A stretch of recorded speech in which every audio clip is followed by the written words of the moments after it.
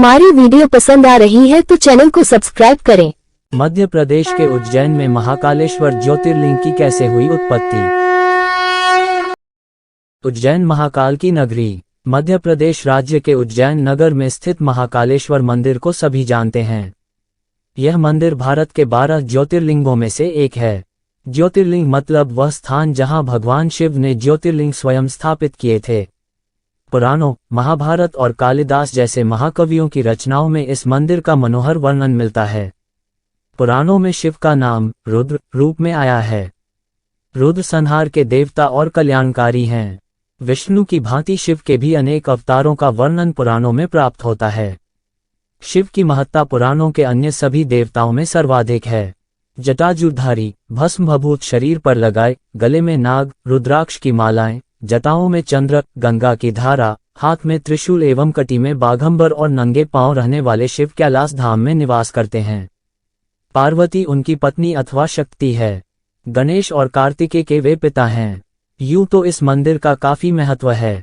यहाँ भक्तों का तांता लगा रहता है, लेकिन इस बात को बहुत कम लोग जानते हैं कि भगवान महाकालेश्वर ज्योतिर्लिंग की उत्पत्ति कैसे हुई थी। आज हम आपको बताएंगे कि सूर्य देव की 12 रश्मियों से प्रकट हुए थे ज्योतिर्लिंग। 12 रश्मियों से प्रकट हुए थे ज्योतिर्लिंग। कहा जाता है कि जब सृष्टि का निर्माण हुआ था उस समय सूर्य की पहली 12 रश्मियां धरती पर गिरी।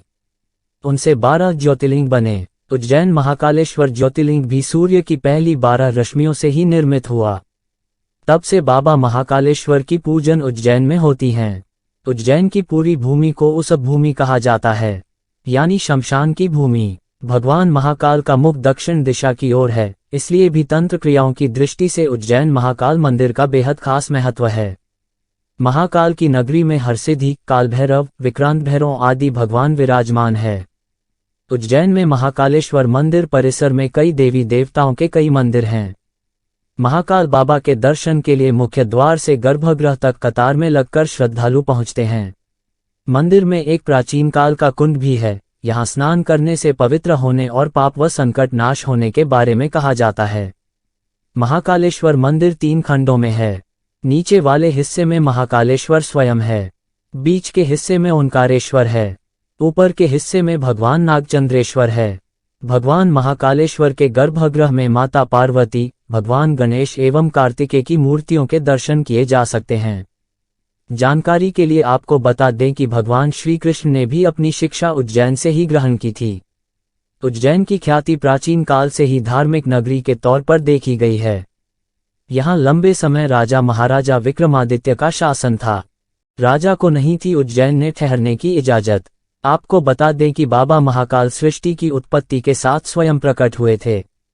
आज भी उज्जैन के राजा महाकाल ही है। बाबा महाकाल के बारे में एक कथा प्रचलित है जो आज भी सच है।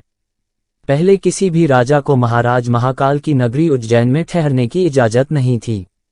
ऐसा इसलिए था क्योंकि कहा जाता है कि सदियों पहले कोई और राजा एक रात यहाँ गुजार ले तो उसे अपनी सल्तनत गंवानी पड़ती थी। इसी वजह से महाकाल की शरण में रहने के लिए सिंधिया राजघराने ने महल बनवाया। उस समय में सिंधिया राजघराने ने उज्जैन में कालीदेह महल अपने ठहरने के लिए बनवाया था। कहा जाता है उज्जैन आने पर सिंधिया महाराज इसी महल में ठहरा करते थे। आज भी प्रधानमंत्री और मुख्यमंत्री रात के समय उज्जैन में नहीं रुकते हैं। साथ ही सांसद ज्योतिरादित्य सिंधिया भी इन नगरी में रात के समय नहीं रुकते हैं। ये कथा आज भी उस जमाने की तरह ही सच है। आज भी उज्जैन के राजा बाबा महाकाल ही है। क्यों होती है भस्म आरती? शिव पुराण के अनुसार भस्म सृष्टि का सार है। एक दिन पूरी सृष्टि इसी राख के रूप में परिवर्तित होनी है।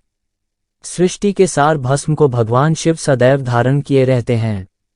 इसका अर्थ है कि एक दिन यह संपूर्ण सृष्टि शिव जी में विलीन हो जाएगी।